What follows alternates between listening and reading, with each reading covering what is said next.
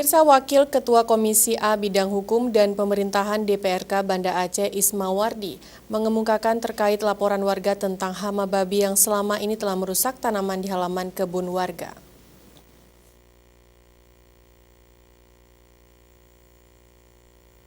Babi-babi hutan tersebut yang beberapa bulan terakhir ini terus menyerang lahan pertanian warga yang ada di kawasan Kecamatan Jaya Baru, Kota Banda Aceh, di antaranya Gampung Ulepata, Emperum, Lamjame, dan Lampuh Daya.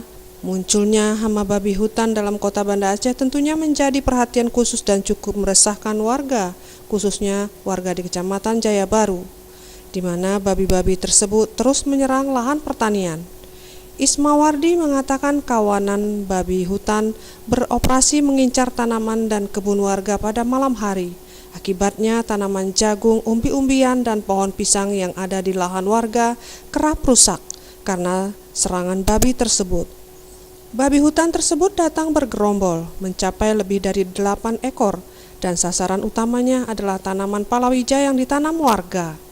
Ismawardi menambahkan kawanan babi ini sudah sangat mengganggu pengguna jalan raya di malam hari dan rentan kecelakaan lalu lintas. Dalam persoalan ini, pihaknya meminta pemerintah Kota Banda Aceh segera melakukan langkah-langkah membantu warganya untuk mengatasi persoalan tersebut. Hal ini demi terciptanya kenyamanan dan keamanan warga ketika bercocok tanam dan pengguna jalan lintas di daerah tersebut. Yang pertama sangat mengganggu masyarakat.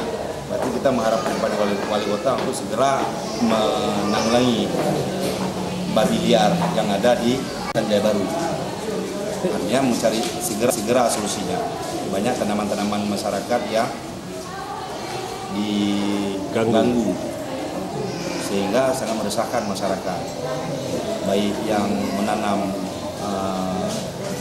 tumbuhan, baik yang pengguna jalan waktu malam hari. Ini kan jadi musibah bagi pengguna jalan waktu malam hari. Kita meminta kepada wali kota untuk segera menindaklanjuti laporan masyarakat. Mustafa, Aceh TV.